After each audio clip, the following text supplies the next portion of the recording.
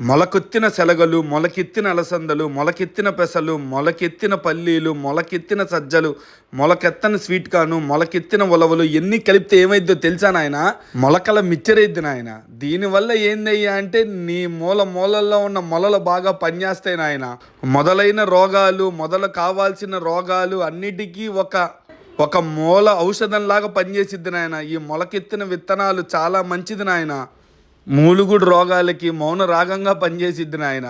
మొల రోగాలున్న ఈ మొలకల గింజలతోటి భలే మాయం అయిపోయిద్ది నాయన. మొలకెత్తిన గింజలు తినడం వల్ల నువ్వు తలెత్తుకొని తిరగచ్చు నాయన. నరాల బలహీనత, చర్మ వ్యాధులు, సౌందర్యాన్ని పెంచుట, జుట్టురాలు అరికట్టుట, చిన్నపిల్లలకి, పెద్ద పిల్లలకి, పిల్లలు పుట్టాల్సిన వాళ్ళకి, పుట్టినోళ్ళు బాగా పెరగాల్సిన వాళ్ళకి అన్నిటికీ దివ్య ఔషధం నాయన. ఇలాంటి మొలకలు మిక్చర్ తినాలంటే మంగమూరు రోడ్డు మూలకు వచ్చేసి మోరు ముందుండిద్ది నాయన. ఇంకా డౌట్ వస్తే ఆ మూలన్న నెంబర్కి ఫోన్ చేసి మాట్లాడుకో. మన ఆర్కే ఫుడ్ అండ్ టెక్ని ఫాలో చేసి, లైక్ చేసి, షేర్ చేసి ఏదో ఒకటి చేసే నాయన.